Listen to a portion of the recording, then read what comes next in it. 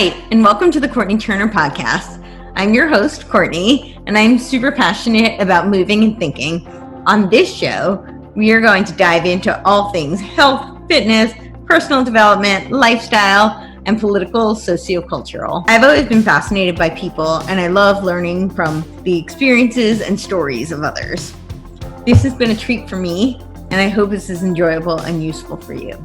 As always, if you have any questions, comments, or any way that I can make this a better experience for you, please don't hesitate to reach out. Been following your journey, and I have to say, I really admire your courage. I love how you are sharing your process. Thank you. You're welcome. And yeah, so maybe you can tell me a little bit about how that all started. So you were a political science major? Yes. There's the short story and the long story. So, I could go into either, but basically what really sparked everything was, I was a political science major, and I talked about that in my first video, actually, when I decided to speak up about, the state of the world. But I wasn't citing that to say that I'm speaking up or thinking how I think because I studied political science. It was actually on the contrary. It was when we got sent home for COVID. I think that was mid-March. I was in the process of still completing my thesis and things like that. I've always had questions about, some things just didn't fit together the way that I thought that they fit together. And so when I was doing all that research, I just kept, the rabbit hole was going deeper and deeper. And that's what really sparked me to speak out, was realizing that so much of what I have literally, spent a lot of money, got a lot of loans and everything to study, was catered towards one side of the conversation. It wasn't based on truth. It was largely based on, it was propaganda for the most part. So that, really upset me. When I was thinking of speaking up, the hesitation was, I don't want to disrespect my school. I have a lot of respect for my school, things like that. But I also, the fear of losing friends and all that stuff, because we all had the same education. And I started to get stomach aches because I felt so sick over what I discovered about so many topics, not even just the ones that I've already discovered, just so many things that was never revealed to us, especially in my department, which is supposed to be studying these topics in order to understand them, right? Not, grooming us to think a certain way. So when I kind of came to that conclusion, I was like, I would rather be honest about it and lose things that are not real, that are not really mine, than, keep all that stuff and feel this way, So that's the short story. Let's back up a bit and let's get back to that, actually. Okay. I'd like to hear more about that journey. But tell me, so you were a political science major, you were writing your thesis, and then, so you were a senior, and you graduated even though, did you ever go back to classes or no? No. So it's always weird when I'm talking about my school journey, because I always say I graduated sort of. But we didn't have a graduation. I believe that we're supposed to have one next year. I won't be attending. But technically we've graduated. Okay. So I was a senior at the end of all this. So it was all online after March. Studying political science, and what were you writing your thesis on? And is political science something you always wanted to go into? What did you initially plan to do with that? What was leading up to this? So initially, when I went to school, I went for psychology. So I think that that's a common thing when people are thinking that they want to make an impact, they want to make a difference, but not really sure what specifically. I started a neuroscience major. So you get it. My mom did the same thing. And a lot of the kids actually that were in my psych classes ended up transferring to a different major as well. But when I started school, my dream has always been to be a lawyer, but I never thought that was attainable. So I had this mentality in high school of, I have these big dreams, but there's no chance. There's no way I could ever do those things. And after I, got to school and I realized I can do these things, and I had one class, it was American Political Thought. incredible class, and that was just an elective. And in that class, I realized I think I want to do political science and go to law school. So that's been my plan this whole time. That has definitely, a lot of that has shifted, especially given the state of the world right now. There's so much that, I'm just, taking small steps at a time to see what opens up. But yeah, so I was doing, this is actually part of my story. My thesis is part of my, waking up story. I don't know. Are you familiar with the Walkaway campaign? Yeah. So I wrote about this on that page. And a lot of people resonated with this because I remember when that whole thing happened where the Trump administration was, basically deregulating the internet or repealing net neutrality. There's a lot of ways that it's worded that are a little misleading, but I remember being so distraught. So I was like a sophomore in college and I was like totally thrown over that. And I had no idea what that meant. Absolutely no idea. So reading your thesis on that, or? Yeah, so I was dedicated to doing my thesis on something that I didn't really understand, but I felt passionate about. So I wanted to make sure that it was, I was going to learn, but I was going to learn something that was going to be beneficial to understanding it, because I'm going to be doing all this in-depth research. And I was pretty positive that I was, it was going to be as horrible as I imagined and all this stuff. And when I did research on the connection basically between the repealing of net neutrality and the rise of cryptocurrency, because I was trying to just see if there was any outside influences on that decision, because in my young brain, it made no sense. And I say young, speaking of like a year ago, because so much has happened since then.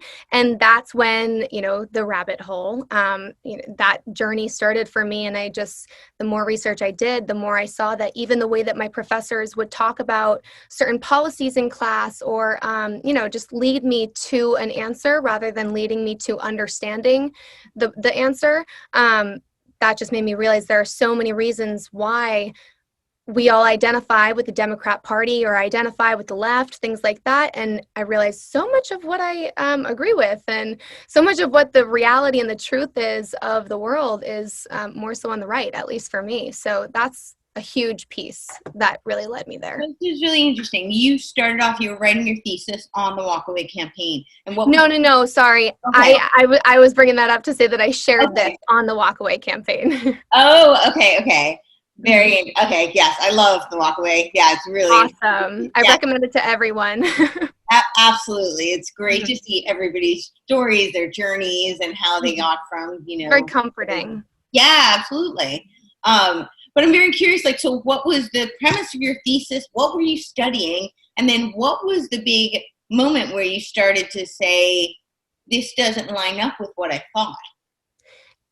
What I've realized is that there are so many things over the years, and it goes along with this research as well, that I guess it was like a seed planted. So I would pick up on things throughout that journey where I went into it absolutely biased. I was thinking, Donald Trump is trying to, and it's like embarrassing to even say how much I did not understand net neutrality, but I literally thought it was like, keeping internet access away from underprivileged communities. And that's what a lot of people actually, what I found that they believe that it is.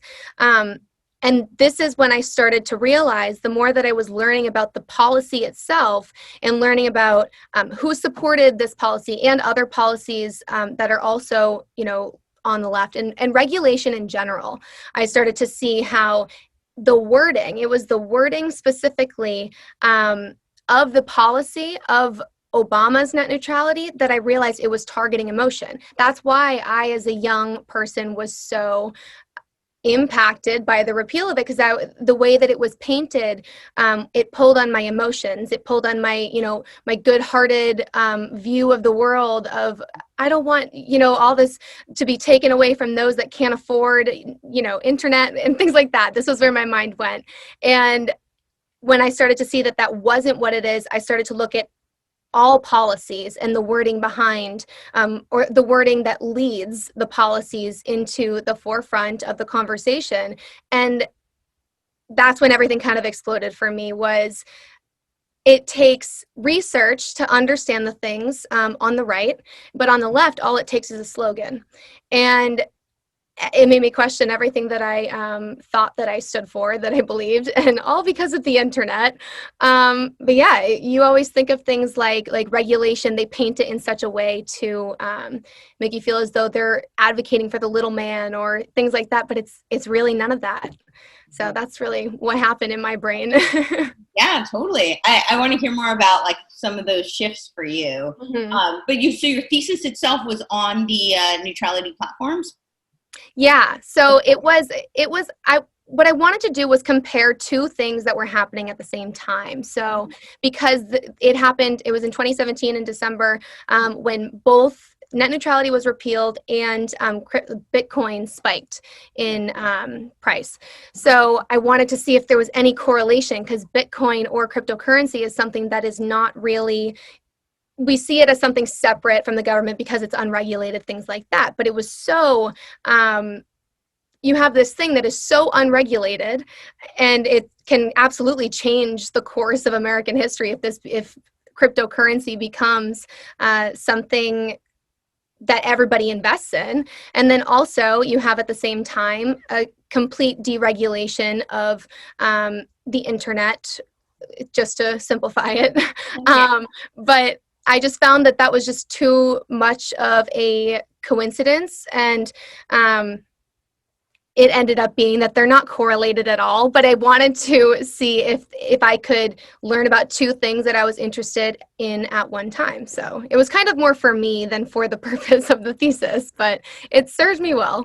No, absolutely. And I think that is the best way to do research. That's research integrity. You went into it really seeking answers. You were looking to find some truth and to make sense of something. And I think a lot of people go into research with, they have their hypothesis and they want to prove their hypothesis. Right. Why,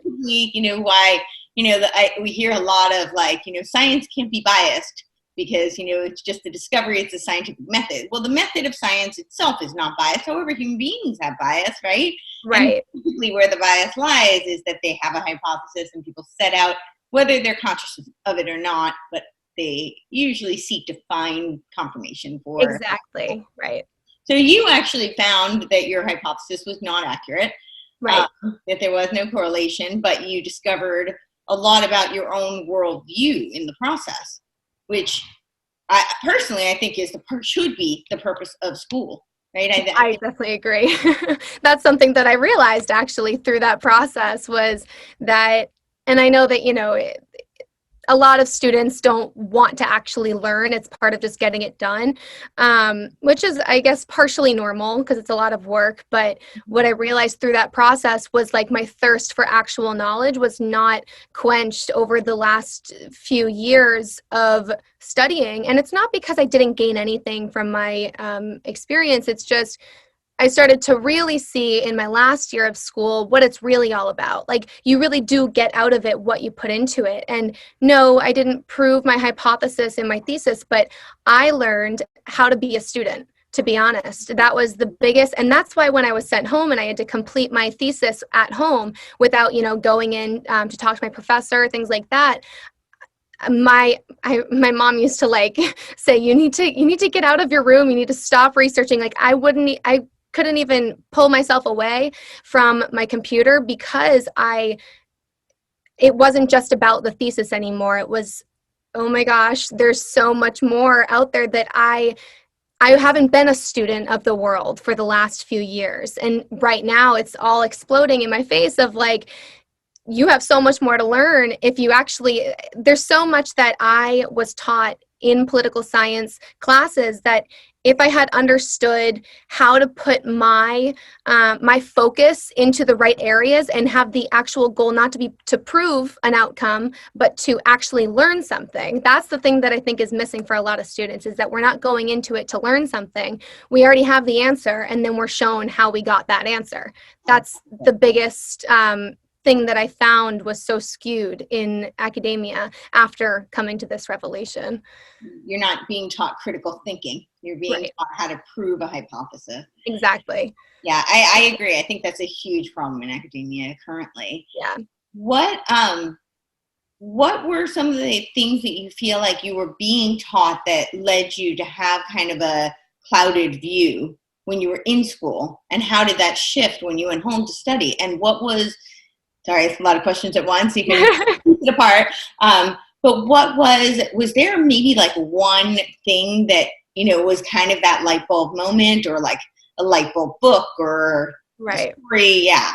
More so, I think, so I have a few in my mind.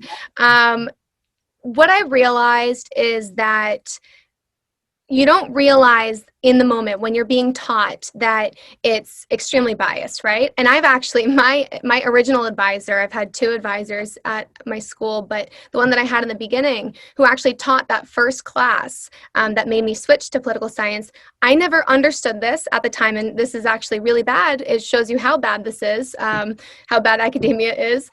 He would call himself a Marxist, and he would talk about the word openly. Yes, wow. And I was a political science student, and in my mind, and in all of our minds, actually, my department, that wasn't a bad thing.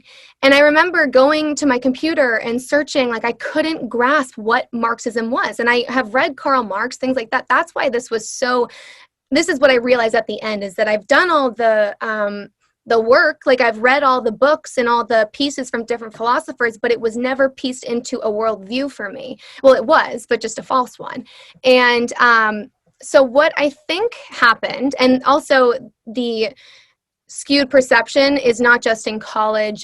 Now that I have this understanding, all these, memories come up of what we were taught in like health class, or things that we were taught in history, all these different topics that I'm like, wow, and I bought it. I always thought of myself to be an independent thinker. And, I'm always a person who plays devil's advocate, but I was playing devil's advocate with those arguments. So it's like, how there's that conversation now about what is the counter movement, right? Like what's the counterculture? So you always think like that's the counterculture. That's like the Marxists and all that stuff. That's the group of people who are actually holding the truth. And, they're the ones that are thinking differently than the rest of the world. And then when you have that breakout moment of, oh my gosh, that was brainwash. And I think that my first moment to actually realize this was when it was actually conversations with other people in my major, where I didn't realize that I thought differently. It was when Alabama, they placed heavy restrictions on abortion, right? And social media blew up. And I, at this time, would have absolutely called myself pro-choice. And it wasn't because I knew anything about it. It was because I didn't care. It was separate from me. And I was like, yeah, I guess I'm pro-choice because, the left is the default position. And I know I'm getting into specific policy, but this is what really broke me into looking at everything was there was somebody in my major, he was a really good friend of mine, and when this happened, and social media was all upset. Everybody that we knew was posting things like, men can't have a voice in this, all this stuff, and I just asked the simple question. I was like, I just don't understand why men can't have a voice, because half of the child is the man's. And it was just a question. It wasn't even me pushing my viewpoint. I didn't have a viewpoint. It was a question. And I was berated that how dare I tell a woman, I'm a woman, A, and B, I'm not telling a woman what to do with her body, but just a question.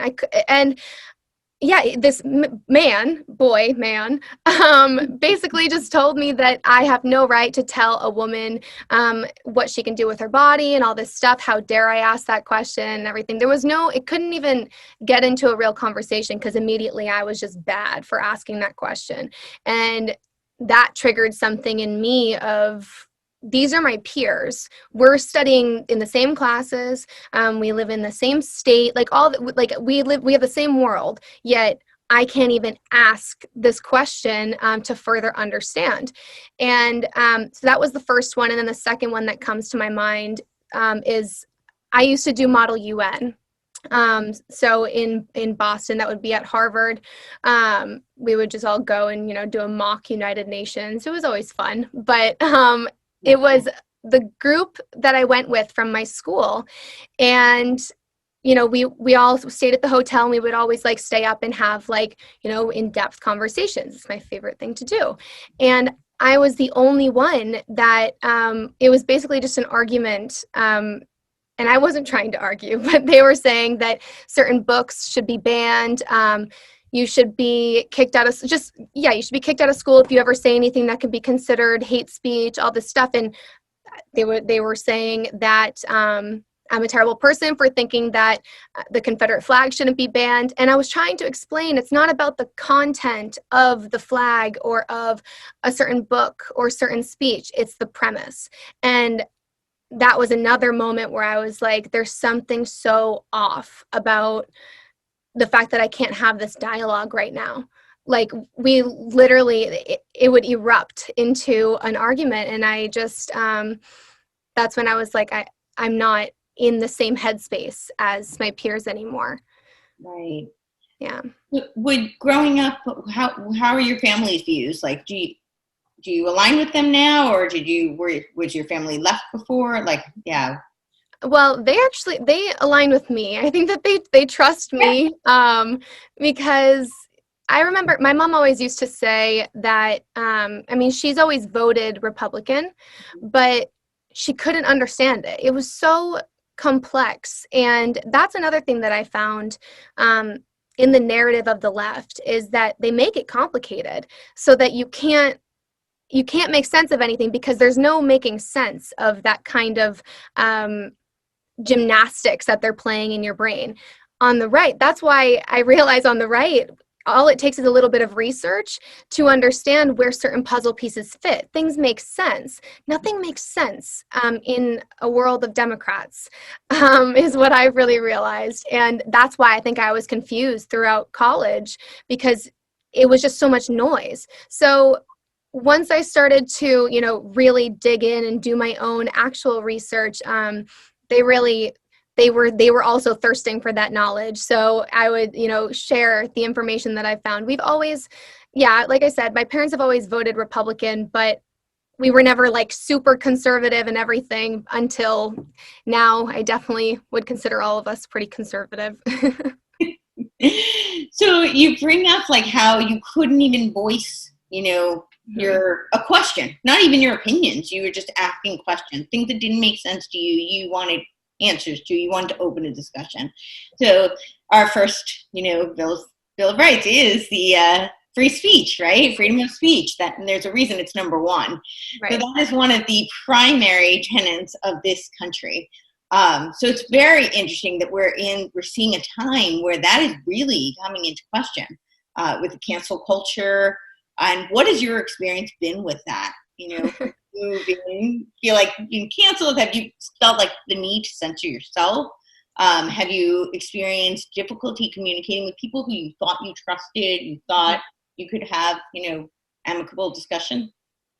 Well, this is where it comes in. It's really important that I, have always played devil's advocate because I think that I've really set myself up to not really be afraid of that.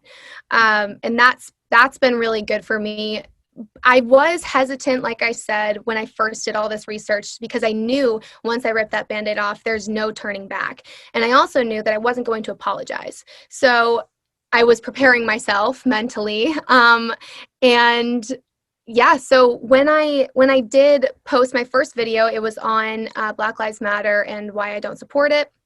And that, shattered almost every friendship that I've ever had, with the exception, I would literally say with the exception of two. And I've gone to many schools in the past. Like I have a large group, or I had a large group of really close people to me in multiple towns around me. And I have none of that now. And I knew that was coming. So cancel culture, I have, experienced that a little bit when I would say things here and there that people would be like, why would you say that? And I'd explain it a little bit and they'd be like, well, I know you have a good heart. Like on person to person experiences, it was like, they knew me. They knew that I just love people, that I care about people. And they would always tell me, the way that your brain works is really interesting. I just don't understand that, or I don't think that way. So it would always person to person be fine. But once I, proclaimed this stance on a public sphere, I had people taking to my comments, like people who, I've been roommates with before, people who I've, studied abroad with before, people who I've known since I was 5, taking to the comments to say, I just want to let everybody know that we're not associated with her, X, Y, and Z, really unkind things. But I will say that although, that wasn't easy, but I knew that to a degree that was coming. But it has been the most relieving experience of my life. So cancel culture, is brutal, and I think that it's ridiculous, but I think it is so incredibly freeing for people who are not really for you to cancel you, because then you're canceled from that life, but you're free to be whoever you want to be. Yeah, you posted something about how your dad said that you were blessed because, people go through their whole lives never knowing who's really their people. Right. And you had the people who weren't your people take themselves out of their way. Mm-hmm. And I thought that was so powerful and so true, so profound, and so great for your dad to recognize and share that with you. I think it's such a great message for, people, all people in all spheres of life. We're certainly seeing this. It's very important politically, but do you feel that this has helped you it sounds like you had a strong sense of self coming into all of this, but do you feel that this has helped you to really find your voice and take ownership of that? 100%. Yeah, I think that is, aside from the, breaking me free of past people, and, bringing me towards other people who are also like-minded, it's also in that same, you are who you hang out with. And in that same perspective, it broke me free of, trying to be whoever it was that I thought that I was. I felt like for the past year, I would even say more than that, maybe 2 years, I've really felt restricted to being a certain person that I didn't feel like I was anymore. Especially, you go into college and you have this whole, you recreate yourself, right? But everybody really recreates themselves to be the same person. Especially at a small school like I went to, you're just a freshman in college. And a lot of people don't expand from that. And I felt for a while that I couldn't expand from that, even though I wanted to so badly. So I think I was really aching for that detachment anyways, which is another reason why it's such a blessing, is because although I, loved so many people in my life, I did feel kept in a box, and I didn't want to be in that box anymore. So now and this is actually another thing, is that I'm in such an incredible time in my life where I'm no longer in school, so I don't have to abide by those, rules of speech. I haven't started a career yet, so I don't have to abide by my works or my employer's rules. So I knew that I wanted to speak out now because there's no going back now. All my views and my opinions are out there. I can't be censored anymore. I definitely have closed off other opportunities for me, but I did that on purpose because I never want to live a life of being censored. It's terrible for me to see so many,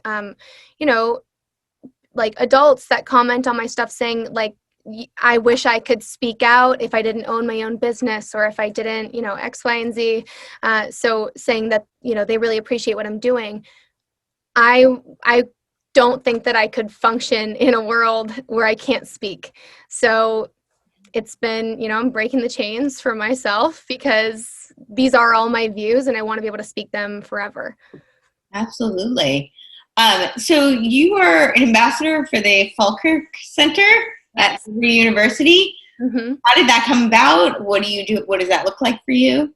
Yeah. So that actually started, I want to say like 2 weeks ago. Oh, wow. Congratulations. Yeah. Awesome. Thank you. Thank you. It's really exciting. They're an awesome organization. So they had reached out to me on Instagram. I had followed their page for a while, and I didn't really know what it was about for quite some time there. But the more that they posted, the more I just saw so much of what they stand for just aligned with what I stand for and what I believe. And they're all about, good values. They're all about, freedom of speech. That's really the most important thing that we can really be talking about right now. So when they reached out to me, they wanted to fly me out to Virginia the following week, and I went. It was amazing. We had this, I forget exactly what it was called. It's like Faith Summit, Get Louder, or something like that. I should probably have that. But it was awesome. And I got to meet Charlie Kirk. Really exciting for me. But yeah, there were some really awesome people there, and they had such incredible speeches, and I love being a part of what they're doing because they're really building a network with people and Charlie Kirk does this a lot with Turning Point USA, but targeting younger individuals that, feel like they can't speak out. But in reality, this is what this summit was really about, which is why it was Get Louder, is we have to speak out. And I mean, there's so many people that I know, even from my school, who have privately reached out to me saying, thank you so much, because none of my friends know, that I'm voting for Donald Trump or things like that. But it's terrible because in the name of tolerance and in the name of including young people and in the name of, protecting young people from the dangers of the world, this is all the narrative of the left. They're silencing so many of them. And that's the worst thing that I think that you can do to anybody, let alone somebody that's developing and trying to find their voice. So that's why I seriously love everything that Turning Point and Falkirk does, because that's really their focus, and I think it's going to have an incredible impact. Yeah. What do you see as being potential for this upcoming generation moving forward? I guess I have two questions for you. Yeah, you can answer that. And then also, do you think that the environment is very, from what you've researched and what you've, now gone down this rabbit hole, do you think this current zeitgeist is very different from that in past generations? Yeah. So I think specifically for Gen Z, which is my generation, I think it starts in my year. I don't know. It's really, I'm on the cusp of Gen Z and millennial, but I identify with Gen Z just because, so many of us, I think, and millennials, I think, are a little bit more left-leaning for sure. But I think that my generation is watching all of this madness and they're like, what is happening? And that's why I think it's super important that people, especially in my age group specifically, lead Gen Z towards that, because when you see, I remember I used to post things on Facebook about my views before I really spoke out. I would just share things. And somebody in my major had messaged me and been like, you look like a boomer on Facebook. And I'm like, why? Because I care about stuff, because things matter.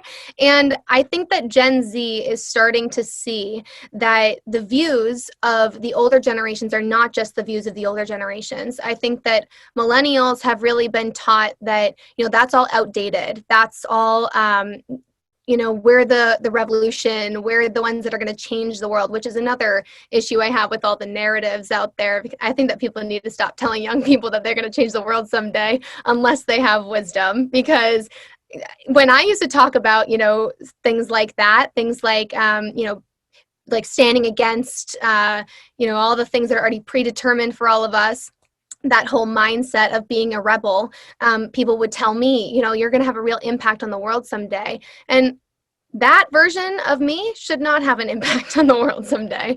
So I think that that's something with Gen Z, is that there's a lot of us that are being more vocal that they can identify with. So It can go one of two ways, of course. It can be them either entirely, latching on to this movement because of the need to identify with something, or it can be that they're seeing the light because this is truly madness. And I think it will be that. I hope, but I think it will be. Yeah, I mean, we're certainly seeing a lot of chaos, definitely in all the cities. And I would think that would be, at least making some people question what's happening and what's causing all of this. I want to ask you about, so you talk about like the millennials versus Gen Z and the baby boomers, and really one of the biggest differences I think we see is culture, right? I think there's a huge difference in the cultural narrative that's being sold and the cultural mindset that people are subscribing to. Mm-hmm. What do you think is, do you see the differences in the culture? What do you think the role of culture is in, the political climate and just, the world that we, and our country? Yeah. Well, I think that something that defines every generation, of course, is the hardships that they've experienced. And I think that that also shapes the culture of that generation.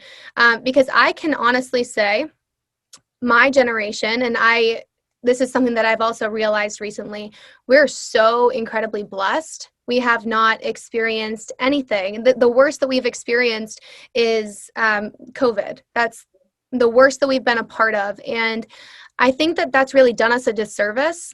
I think the culture of the older generations who have gone through wars and who have experienced depressions or, literally lived on farms or experienced, segregation, we haven't been a part of that. And obviously there are exceptions to every rule, but I think that that is why we have such a stronger older generation that is tougher and has more things to believe in. They're stronger in their faith. From a spiritual aspect, I think that shapes a culture as well. My generation has not been, and regardless of belief, it is so important to believe in something. And that does shape a culture entirely. If you don't believe in anything, there's this sense of nihilism that absolutely pervades millennials, I think specifically. And that's why they're a very depressed generation. So regardless of what somebody actually does believe or not, that needs to be taught to young people to believe that there's something bigger than themselves. Because I think that our culture, and so this whole group with Generation Z and millennials, we think we're invincible. We think that we run everything. And this is why I think that the narrative is so harmful of you're going to change the world, because they take that and they're like, well, yeah, I'm the savior and I'm going to fix everything that's wrong with the world. There's always going to be problems with the world. And we have never understood that. Like we have it so good that we think that we can get rid of all those minor kinks. And by getting rid of those minor kinks in the world, we're making everything worse. So I think that the culture is shaped by primarily two things: is the hardships and belief in something greater than yourself. And we lack that, both of those. Absolutely. I would agree with that. What would you say? Do you think that there's a difference in worldview or cultural perspective between the right and the left? Yes. Right, but yeah. 100%. I think that this actually brings me back to I think it was like when I was a freshman in high school, one of my teachers asked us what we think a self-evident truth is. So each of us had to stand up and say something, and mine was that anybody in any part of the world has a right to, I don't even know exactly what I said, but something that's a very globalist perspective. And my teacher, I remember him saying, I didn't even know what being a globalist was, but he was like, oh, a fellow globalist. So he was also a globalist. I now understand that. But, and I still stand by that. So this is where I think that the right and the left have really started to butt heads, is we care about the same stuff. From a civilian perspective, I'm not talking about the elites and people with other, agendas, political agendas and money, but, normal people, we do care about the same people. We care about all people. So when I look back at, I guess I was probably like 14 when I said that. I didn't think that I was, on the left or the right. I was speaking from my heart. It breaks my heart for anybody in the world to not have access to things that I've been blessed to have. What that is turned into, that real emotion on the left is turned into a driving force for something negative. So the worldview, I do think, it can be the same. We can have the same worldview of wanting to help people and things like that. It's just a matter of how. So when you say it's become used for a driving force for something negative, can you elaborate? Like, what do you mean by that? Yeah. Well, I think that we can even use BLM as an example. Yeah. So we all believe that Black Lives Matter, of course, but that emotion of wanting to stand up for whoever they perceive to be oppressed or the little man, and in the case of 14-year-old me, an immigrant, or somebody outside of the United States, so somebody who's oppressed or doesn't have access to the things that I've been blessed to have, it's used to divide, and it's used to give more power to those who have power. So I guess divide and conquer. But that's what I've found with all of these narratives. And this can even go back to what I was saying about net neutrality. We all want certain things for the world, but it's used as a mask. They use the emotions of good-hearted people who don't have the understanding of the implementation to vessel in certain things that don't actually serve the people. So things like taxes. We all think that, there shouldn't be people stealing from the poor. The poor should have access to food, things like that. But it doesn't mean that we take from the rich and give to the poor. It doesn't mean that we give money to the government. The implementation of these policies hurt everyone. So this is actually what started my reasoning for speaking out about BLM. Was I posted a quote from Thomas Sowell that said, if the left, I love him, if the left doesn't, or if you don't agree with the way that the left chooses to help people, or if you don't agree with their policies, then they say that you don't want to help the people that they claim that they want to help. That's exactly what we're seeing with the left, is that I don't agree with their policies. So then I'm told that I don't care about Black people. I'm told that I don't care about immigrants or foreigner, anybody.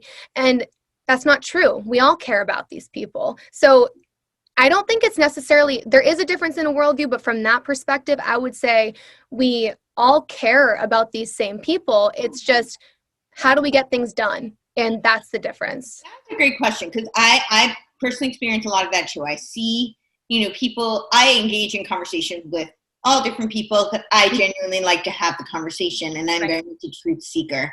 But I find that, a lot of times when you talk to people who don't agree with you, instead of continuing the conversation, they shame you. Like you're talking about, Black Lives Matter. Oh, then you don't care about Black people, which obviously is not true. I posted before, I've said, no sane, decent human being denies that Black Lives Matter. We all agree on that, but just like the League of the Just 200 something years ago, nobody denies that they want a just league, but clearly was not about justice. They had other initiatives and agendas. So I guess my question to you is, how do you think, and especially, I think with the younger generation, because, I think people tend to be more emotional when they're younger and they don't have a lot of wisdom and so forth and experience. So that's what they go on. That's human nature. So how do you think that we get past this attack? Because, I think in the beginning, you were talking about how a lot of people don't even want to say that they're voting for Trump because they're afraid of being personally attacked. Not that, somebody disagrees with the policies, but, then they must be a racist. They have no morals. They're anti-science. They're a conspiracy theorist. These things I hear all the time. And I don't feel like that engages conversation. It just shuts it down. Because what do you say in return to that? Other than, I know I'm a good person, what do you say to that? Right. What are your thoughts on that? Well, I think that the first thing that people need to focus on in order to get past that is to know that it's not true about yourself. I know, and the people who really know me and love me, and this is why it was so great, because all those people who, left my side, they didn't really know me or love me. So the people who really matter, and myself, I know that I'm not a racist. I know that I'm, not a bigot. I'm not a woman hater. Like, I've been called all these things. And the way to know that is to educate yourself. So the absolute primary thing in order to get past that is to just, at least if you have the facts in front of you and you know your heart, those words and those attacks, they lose all meaning. You know the truth, you know the factual truth, and then you also know the truth about yourself. So it just takes so much power away from those words. Also, I think that it's really important to know why they're doing that. They're not doing that because you're wrong. They're doing that because you're right. And what I've really learned, and I've learned this through Jordan Peterson, he's one of my favorite to listen to, and love everything that he puts out. Yeah. But he says that the people who attack you personally, it's so that they don't have to contend with you. If they were to approach you like a rational person, if let's say that you disagreed with me and I was, we were going to have a conversation, we were going to have a debate. Instead of actually having that debate, I just attack you as, you're a racist, so I don't have conversations with racists. That seems like a morally justified, I don't know many people who would want to go have a conversation with somebody who, a Nazi. That's you don't even deserve a conversation. So they classify you as something that they wouldn't have to contend with. Because if you were just a normal, rational person, then they would have to contend with you and they would lose. Right. And I think I would add to that, not only would it mean they have to contend with you, would it mean they have to look at themselves. Right. 100%. Yeah. And nobody wants to do that. No, that's a hard thing to do. Yeah. It is. 100%. Yeah. Those are hard things to do. Mm-hmm. So what do you said you haven't started your career. What do you think the future holds for you? What are you looking to do? What are you exploring?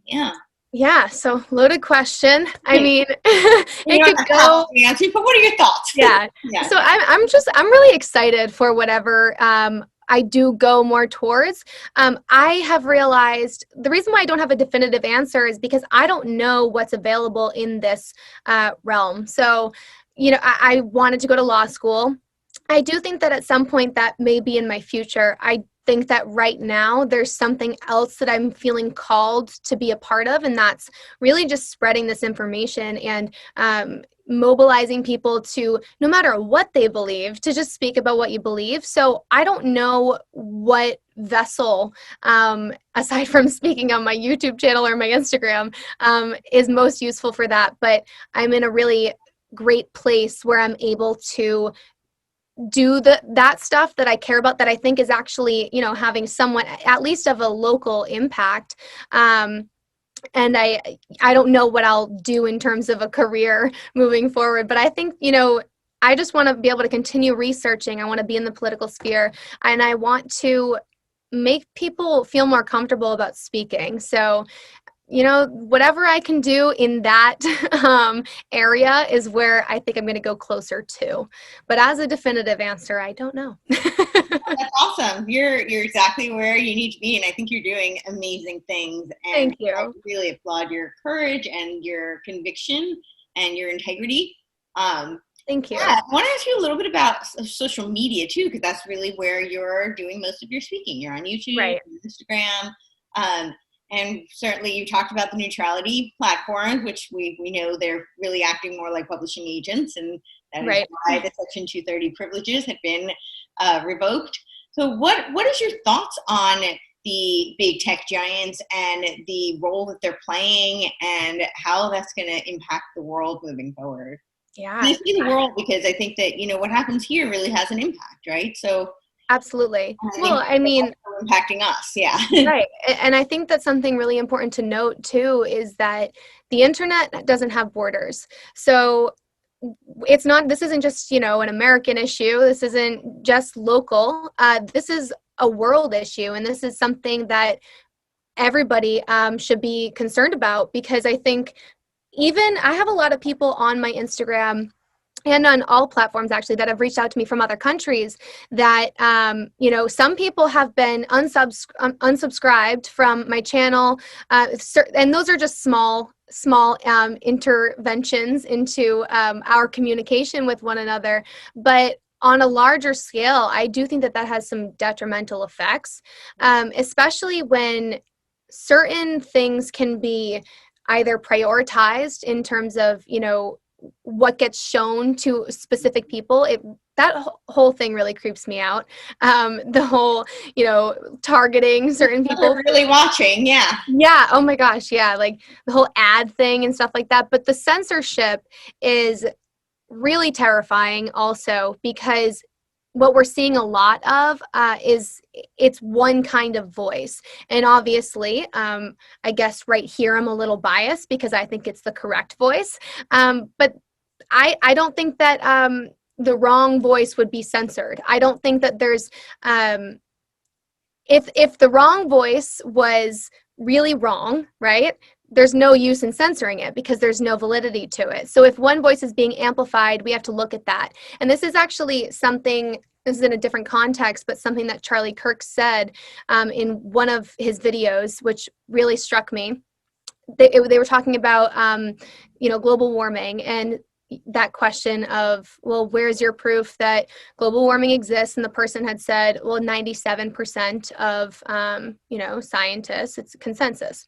And Charlie Kirk was like, well, what does that remaining 3% say? I'm really curious of what that 3% says, because that's usually where the truth lies.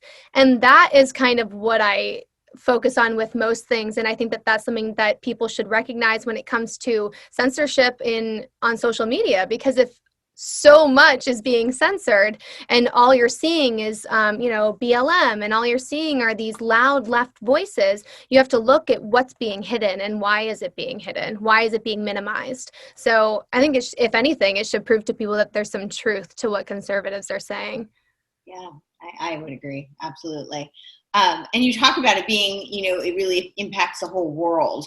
So something I hear a lot from the left is that this notion of American exceptionalism is false. That really we're, not exceptional in any way, and that's ethnocentric, and they dispute that often. Right. What are your thoughts on that?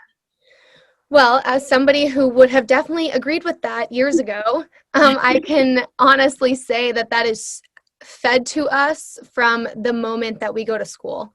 And that's one of those things that has really,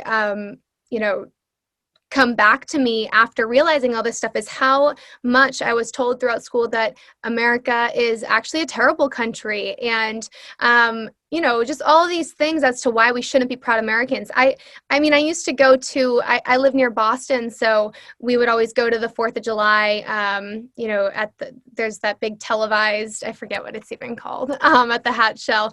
But so that was really my only time to ever feel patriotic, but it always even felt weird for me. Like I could never really get behind standing for my country or why it's a big deal. And that's also another thing that Gen Z and millennials lack, is that connection to our country. And I think that that's largely because of academia. I could not understand for the life of me why we love our country so much. I used to say all the time, I didn't have a say in where I was born, so why am I proud of something that I never worked for?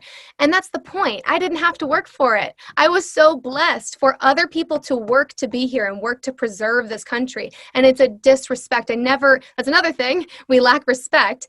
It's a disrespect to not recognize what people even 50 years ago, people who are still alive that have dedicated or given their lives for our country. And when you can't accept that there are flaws in everything, then all you focus on are the flaws. And I think that's what's happening with the United States. Of course, we have flaws. That does not mean that this country is not the best country in the world. And that's probably the worst thing that I've found with the left, is despite all of, the horrible things that happen over there, the worst thing that they've done is convince people not to love their country. Because, they're basically imploding from the inside. Yeah, absolutely. I have two questions about that. One, do you think it does, that I feel like that is one of the main themes that, we're discussing here, is that they throw a lot of shame. Yep. What do you think that certainly the shame, like you should be ashamed of your country. We're not the best. We're not the greatest. Right.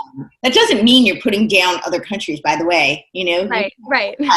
In where you're from, and respect for your, your ancestors, Right. without, discrediting or putting down somebody else. So do you think that there is damage that's being done by creating all of this shame?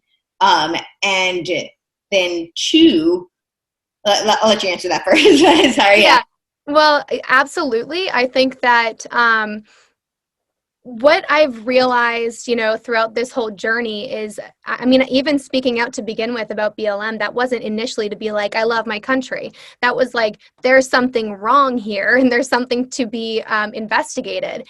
And so even then I wasn't, pro-America. I wasn't anti-America either. It's an indifference about, well, that's another privileged thing, a privilege to live in America where you don't recognize what it's like to not have this country. So what I found, I posted something a little bit later when I started to feel a little bit more pride about my country.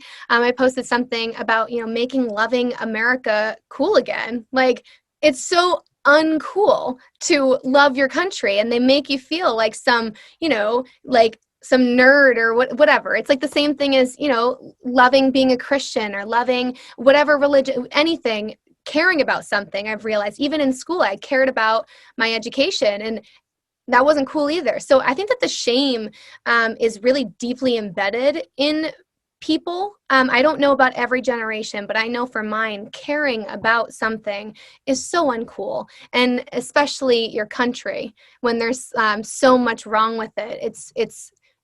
It's not cool at all. So yeah, it's pretty shameful, but people need to stop caring about that because it's not actually. No. Right. They need to stop caring about that. Right. I think that the shame is really damaging, because if you don't have the pride, if you don't have the respect, you see what we're seeing, this lawlessness, this, ability to tear things down, and, complete disregard. So I think that's really damaging. Yeah, I think that also that's when when you don't have pride about your country, or you don't love your country, and you see people treating it like they're treating it today, there's an indifference about, well, I mean, you have no tie to it. You have no connection. You need to be proud of your country in order to defend it, in order to preserve it for future generations. So it is incredibly damaging. And I would equate it to, this is why people say that Antifa and BLM are domestic terrorists, because if you hate this country and you're a citizen of this country, that's what you are when you're carrying out acts of hate against this country. And I think that the shame aspect of loving the country has brought in so many middle ground people towards the side of, okay, no, it is really bad, like, because it feels so wrong to love this country. So we just have a bunch of American citizens trying to destroy America because of that shame. So yeah, it's incredibly damaging. Totally. What would you say are some of the reasons why you think America is great? Well, I think the first thing that there's so many reasons, but the first thing that I think has to just be mentioned is its founding. I just think that the whole story of why we even live here, why I'm Swedish and Irish, right? I have family in both of those countries now. I don't even know them, and some people will view that as good or bad, but I'm an American. Like, we came here, like all different, nationalities at any time, not just in the founding of the U.S., but throughout the last, entire existence of the U.S. People come here, and when you become an American, you're an American. Like, I know people who, and I never realized this until now, but I know people who even have accents because they've lived the majority of their life in another country, and it doesn't come up in my mind of, oh, this person is, Indian, or this person is, yes, maybe Indian American, or, things like that. But it's never, you never say my country. You're like, oh yeah, like our country is X, Y, and Z. It doesn't come up in people's minds to exclude somebody from the dedication or the belonging to this country because they've even lived their whole life in another country. When you become an American citizen, you're an American. That is incredible. And that is what I think that is largely due to the vision of the founders, which I think is extremely unique. Well, obviously it's extremely unique to America, but I think that's probably the most incredible part about the US. Yeah. Well, we've covered so much. It's been so awesome. I'm going to ask you one or two more questions, and then we'll kind of wrap it up. But what do you see moving forward? We have like less than 2 months now, right, before the election. What do you see if you were to make your predictions on what's going to happen, and then what will happen shortly after? Yeah. So I have a lot of thoughts on this, and obviously it can literally go anyway. I genuinely, I'm not, I don't want to be one of those people that says if Donald Trump loses, I won't accept it, but I don't see how it's possible for him to lose if we have an election that is properly handled. The left has lost so many of their supporters, like large groups, like the police force, anybody who cares about law and order does not want Biden in office. Anybody who's remotely concerned about his mental state does not want him in office. So if things were to go forward in a proper way, I don't see how Donald Trump could lose. It's just a question if that's going to happen. So I am definitely concerned about, I'm not concerned about him losing. I'm concerned about Biden's handlers stealing the election. I think this is how I view it either way. I think that if Trump wins, there's going to be a lot of violence across the country. I think that that's, a common viewpoint. Did I say that correctly? If Trump wins, yeah. If Biden wins, I think that there's going to be an incredible divide. It's not going to be, people are going to be angry, of course, but I think that nobody is going to accept this election quietly. So I'm not saying that there's going to be like a national divorce or anything, but I do think that so many people are going to be fleeing certain cities that they live in. I know for me, I will not be staying in Massachusetts if, I don't even know if I'm going to be staying here, even if Trump is reelected, but if Biden is, absolutely not, I won't be staying here. So I think that it's going to create a geographic divide. People who don't want to be in Democrat-led cities are going to make sure that they're, in places like where Kristi Noem, North Dakota. I believe it's North Dakota, right? But yeah, so I think that people are going to be fleeing their cities if Biden is elected, because it's terrifying. And I think people just want to be left alone and they want to be free. And given everything that's happening, with COVID and the riots and things like that, they don't want to be anywhere near Democrat leadership. So that's what I see following the election either way. We're not going to have any relaxation time anytime soon. It's going to be a lot of uprise. I know. We're all looking forward to some, I know. afterwards. But, right. I don't disagree with you, unfortunately. Yeah. But hopefully things are, handled in a lawful manner. That's the best way. Yeah, for sure. So I will ask you one more question is, do you have any advice for somebody who is either kind of on the fence and really doesn't know they're being pulled by, the mainstream media has their narrative, and then they may be hearing other things, or maybe they're just questioning, are there like key reading materials or things that could kind of guide them? And what is your advice for people? I always say, like, being red-pilled is really scary. Mm-hmm. A lot of people would prefer to take the blue pill, and I think this is actually true for a lot of Americans. They want to, go about their day, go to work, raise their families. They really don't want to be bothered. Right. And, that's not a judgment. That's part of freedom, right? They want to live their life quietly. But when your eyes are opened and you start to see truth and it's contrary to what you always thought you knew, that can be terrifying. It does shake your Yeah. worldview. It, you know, shakes everything you thought you knew, and possibly even your identity.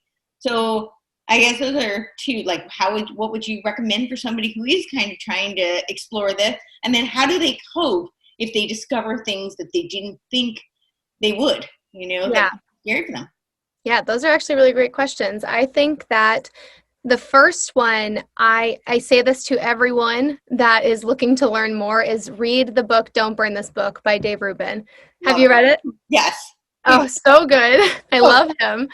And I think that the reason why I recommend this book is because, you know, he was on the left and he was introduced to facts and realized that there's so much that's skewed over there. But he does a really good job at, he's not in the middle of like politics per se. Like, I know he's going to be voting for Donald Trump, but he's really good at, you know, like catering to both sides. So he's bringing people together in the middle to some degree, because I would say I'm a little bit more conservative than he is, but still everything that he puts out, I identify with. I think that he does an incredible job at providing fact-based analysis, while also, you know, emotions are important. How we feel about things do matter too. So he incorporates all that. And in that book, there's a lot of he talks about how he came to certain conclusions and what people can go do research on to have a better understanding. So I would always start there,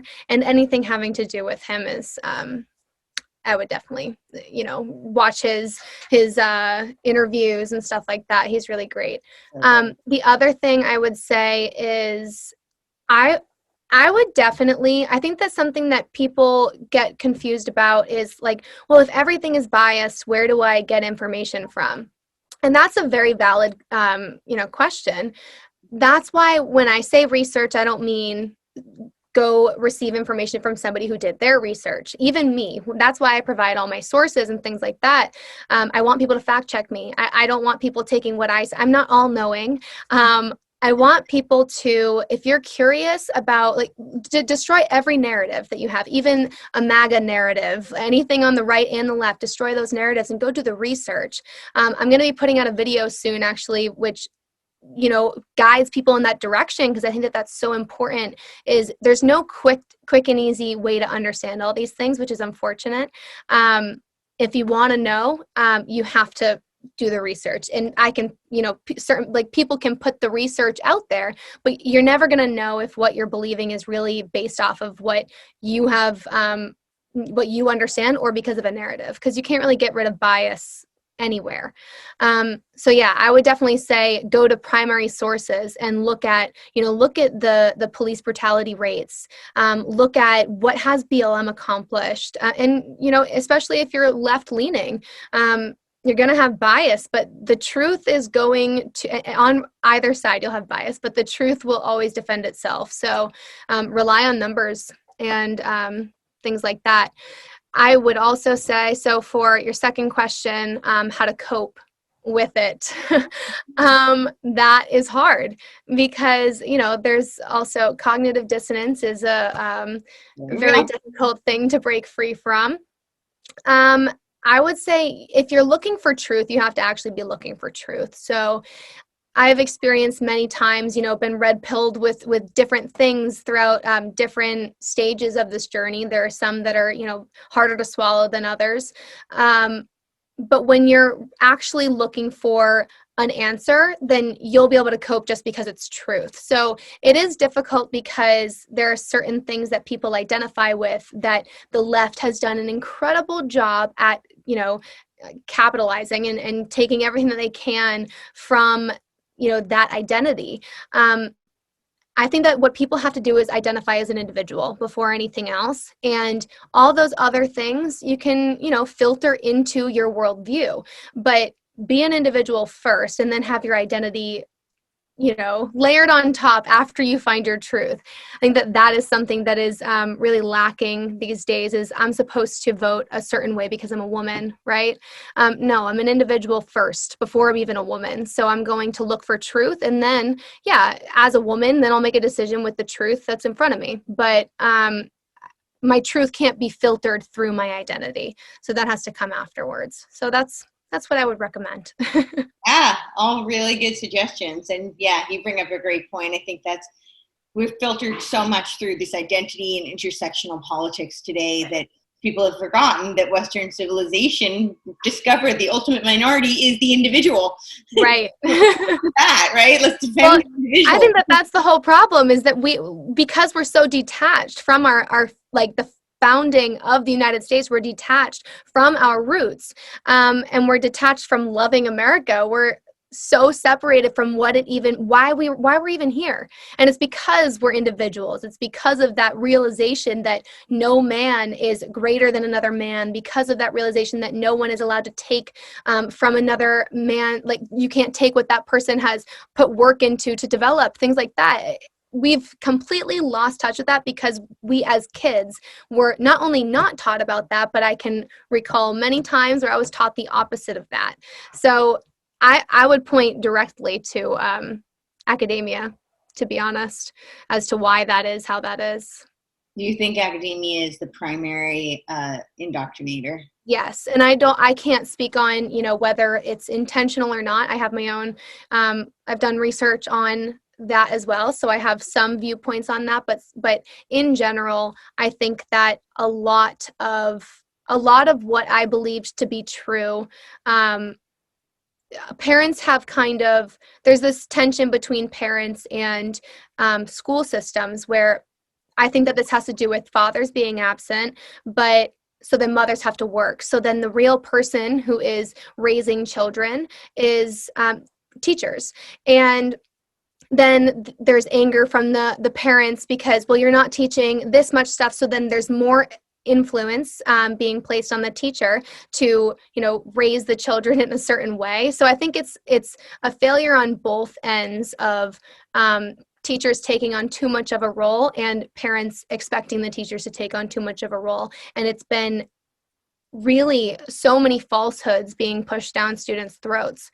And that's why so many parents are feeling like, I'm losing my kid. I've had so many messages like that, like, I don't know how to get my daughter to understand that this is insane. And I think that that's 100% why. Do you think that with, COVID, a lot of schools have been shut down? Do you think Right. there's a change in, with more the homeschooling, with more, we don't know what's going to happen with people going back to school, but do you think that is going to shift? Yeah, I think that there's going to be, I think it's going to impact kids in a lot of ways. I do think that it will be better for them to be, it depends on how the parents are carrying it out. I know that some parents are doing a great job and I'm not saying some parents aren't doing a great job. It's just as difficult. It's not an easy thing to, just be thrown into. So it really depends on the family dynamic, I think. But I do, from a moral standpoint, I think that the kids are going to be more closely aligned with how their parents view the world, because they're not, you are, like I said before, you are who you spend the most of your time with. And if kids are always with this, their second grade teacher, they're going to pick up those values and those morals. So the same, I think, goes with parents. Yeah, absolutely. Well, do you have anything else you'd like to add? Yeah, anything else? I think that probably just people should speak up. It's really all that I want to make sure I put out there. First Amendment. Yeah, it can only be taken from you and I've said this before, if your fear of being canceled is greater than your fear of being silenced, that's the only way that cancel culture works. And some people have, greater things to lose. I understand that. But at one point, it's going to be, we lose everything if we can't speak up. So I think that's the most important thing. Yeah. Yeah. I couldn't agree more. Well, thank you so much. Tell everyone where they can find you and watch all your amazing videos.